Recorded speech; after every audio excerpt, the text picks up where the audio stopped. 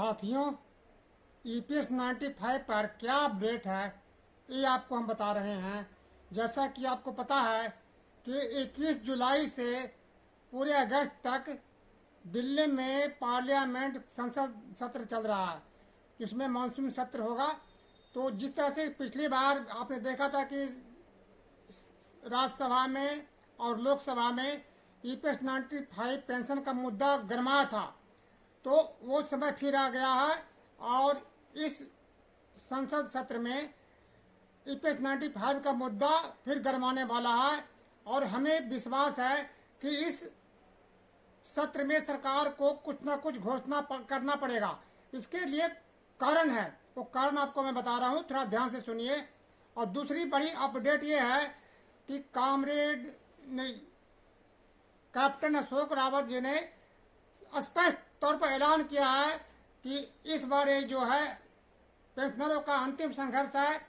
और दिल्ली में जंतर मंतर पर, जैसा कि आपको पता है कि 3 जुलाई को इनका कार्यकारिणी की मीटिंग है और 3 अगस्त को कार्यकारिणी की मीटिंग है और 4 और 5 अगस्त को संसद के जंतर मंतर पर विशाल धरना और प्रदर्शन है। और इसमें कॉमरेड अशोक रावत जी ने स्पष्ट रूप से बता दिया है कि सरकार को इस बार हाँ या ना में जवाब देना पड़ेगा। इसलिए अधिक से अधिक संख्या में पेंशनरों को दिल्ली जंतर मंतर पर 4 और 5 अगस्त को अपनी उपस्थिति दर्ज करवा करके सरकार को ईंट से ईंट बजाना है। क्यों कि आप देखिए, बिहार में चुनाव है, वहां पेंशन बढ़ाने के लिए जो वृद्धा पेंशन है, सामाजिक सुरक्षा पेंशन जो है 60 साल के ऊपर वालों के लिए, या विधवा पेंशन या विकलांग पेंशन, वहां 400 रुपये मिलता था। सरकार ने बगैर किसी धरना के, बगैर किसी प्रदर्शन के एक ही झटके में पेंशन बढ़ाकर 3 गुना कर दिया। 400 से सीधे 1100 कर दिया। किसने किया? भाजपा से समर्थित सरकार है जो नीतीश कुमार चला रहे हैं, तो भाजपा ने किया है और नीतीश कुमार ने मिलकर किया है। क्यों कि वहां पर उनको पता है कि यदि ये इससे हमारे वोटर खुश हो जाएंगे और हमें वोट देंगे। अब मजे की बात यह है कि वहाँ 1 करोड़ 10 लाख लाभार्थी हैं। अब सोच लीजिए कि 1 लाख 10 लाख लाभार्थी को पेंशन बढ़ाने पर कितना सरकार को बोझ पड़ेगा। अब बिहार सरकार वो सरकार है जहाँ की संसाधनों की बहुत बड़ी कमी है। 6-6 महीने पर पेंशन मिलता है, सरकारी कर्मचारियों को तनख्वाह समय पर नहीं मिलता है। अब वो एक ही झटके में सीधे बगैर किसी संघर्ष के, बगैर किसी पेंशनरों के संघर्ष के, आपने सुना कोई कि बिहार में पेंशन बढ़ाने के लिए बुजुर्गों के लिए जो 60 साल से ऊपर हैं उनके लिए कोई धरना हुआ है, प्रदर्शन हुआ है, कोई डिमांड हुआ है? कोई डिमांड नहीं। बगैर डिमांड के ही भाजपा सरकार ने, भाजपा समर्थित नीतीश सरकार ने पेंशन को 3 गुना सीधे बढ़ा दिया, यानी 400 से बढ़ाकर सीधे 1100 रुपये कर दिया। और पेंशन उनके खाते में इसी महीने आ भी गए हैं। 11 जुलाई से पेंशन आने शुरू हो गए हैं, जबकि 6-6 महीने पेंशन मिलता था। ये क्या है? चुनावी रणनीति का एक हिस्सा है, चुनाव जीतने का एक हिस्सा है। लोगों को पेंशन बढ़ा दो और वोट ले लो।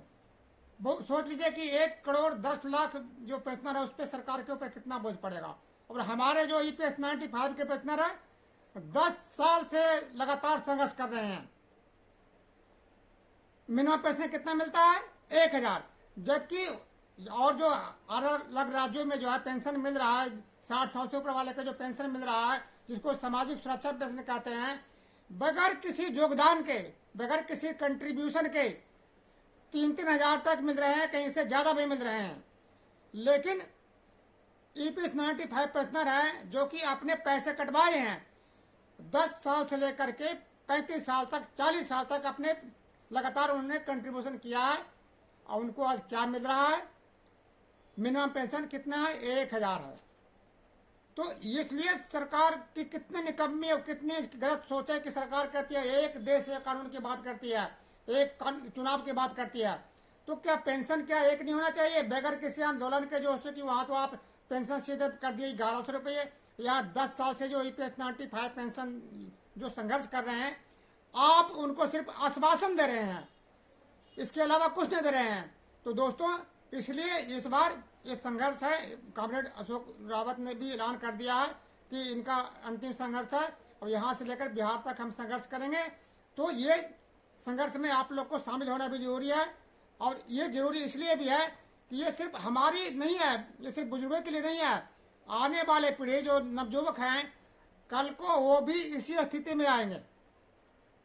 आखिर सरकार ने पेंशन नहीं दे रहा, साफ मना कर, स्पष्ट मना कर दे कि भाई हम पेंशन नहीं दे सकते हैं, और जिनको पेंशन के पैसे कटे हैं पेंशन के पैसे वापस कर दे, उसके बाद देखी जाएगी। लेकिन सरकार वो भी नहीं कर रही है। करेंगे। तो दोस्तों, इस मानसून सत्र में जोरदार हंगामा होना है। दिल्ली में एक तो धरना प्रदर्शन भी है, और वहाँ पर 3 और 4 अगस्त को, 4 और 5 अगस्त को जैसे कि वहाँ पर विशाल धरना भी है। तो अधिक से अधिक लोग पहुँचेंगे, और विपक्ष वाले भी और सत्ता पक्ष वाले भी इसकी आवाज़ पार्लियामेंट में सुनाई आपको देगी। और हालांकि इसके अलावा भी जो एनएससी कमांडर से और इनकी ईपीएस 95 पेंशनर के जो टीम है उनसे, और वित्त मंत्री ईपीएस 95 के वित्त मंत्री और उनके लोगों से बात हुई है, श्रम मंत्री से। तो इन्होंने आश्वासन तो दे रखा है, लेकिन आश्वासन से काम नहीं चलता है। अभी एक वीडियो में देख रहा था, उसमें दिखा था कि अमित शाह ने ये बता रहे थे कि संसद में मोदी जी ईपीएस 95 पेंशनों के लिए ऐलान करेंगे। तो ऐलान करने की बात नहीं है, ऐलान करेंगे तो अच्छी बात है, लेकिन हमें सिर्फ ऐलान करना नहीं है। ये तो ऐलान करेंगे तो हम 10 साल से सुनते आ रहे हैं। अब समय आ गया है कि आर पार की लड़ाई लड़नी है, और सभी जो जितने भी पेंशनर हैं और जो नवयुवक हैं, कोई मत सोचे कि वो उनको इससे मतलब नहीं है। मतलब उनको भी है कि वो उनको भी पैसे कट रहे हैं, कल वो भी इसी स्थिति में आएंगे। तो जहाँ 10 साल से इतनी महंगाई बढ़ गई है, हर चीज़ की कीमत बढ़ गया है, दवा दारू की कीमत बढ़ गया है, लेकिन पेंशनरों को जो है कि मिनिमम पेंशन कितना है, मात्र 1000 रुपये। ये कितनी शर्म की बात है। ये सरकार को ये तो सोचना चाहिए ना। मगर सरकार कोई भी कम तब सोचती है जब उसको ये महसूस होता है कि इनके आंदोलन से हमारे वोट के ऊपर फर्क पड़ेगा। तो यही चीज सरकार को चेतावनी देना है कि यदि आप हमारे पेंशन नहीं बढ़ाते हैं तो इसका हम चुनाव में बिल्कुल ही बायकॉट करेंगे। और कमांडर अशोक रावत जी से हमारा ये प्रार्थना है कि इस बार यार पार की लड़ाई लड़े। यदि संसद में सरकार अगस्त महीने तक घोषणा नहीं करती है तो फिर बिहार में ये बड़ी संख्या में ईपीएस 95 पेंशनर के लोग हैं, तो उनके साथ मिल करके और बिहार में धरना प्रदर्शन भी शुरू करना चाहिए। और निश्चित सरकार को इसके लिए वोट चाहिए, तो उनको हमारा काम करना पड़ेगा, क्योंकि ये सरकार जो है सिर्फ और सिर्फ अपने वोट बैंक का नफा नुकसान जोड़ती है, इससे ज्यादा कुछ नहीं जोड़ती है। उसको लगता है कि इससे हमें नुकसान है तो थोड़ा इसको कुछ दे दो, और लगता है कि इनसे हमें कुछ नहीं है तो सरकार कुछ नहीं कहती है। हम पेंशनरों के साथ में सरकार यही छल कर रही है, नहीं तो ऐसी कोई कारण नहीं है कि बगैर किसी कंट्रीब्यूशन के आप तो 3-3 हजार रुपये पेंशन दे रहे हो, एक ही झटकों में 700-800 रुपये बढ़ा देते हो। और जो हमने कंट्रीब्यूशन दे रखा है तो उसके लिए ईपीएफओ क्या कहता है कि हमारे पास पैसे नहीं, फंड नहीं है। पर ईपीएफ क्यों कहता है? ये तो कानून के अनुसार काम कर रहा है ना। ये काम जो करना है प्रधानमंत्री, वित्त मंत्री और श्रम मंत्री के इनकी पूरी टीम को आपसी मंत्रिमंडल के सहयोग से, इनकी सहमति से होगा। ये ईपीएफ से नहीं होगा। तो ये निर्णय, अंतिम निर्णय मोदी जी को ही करना है।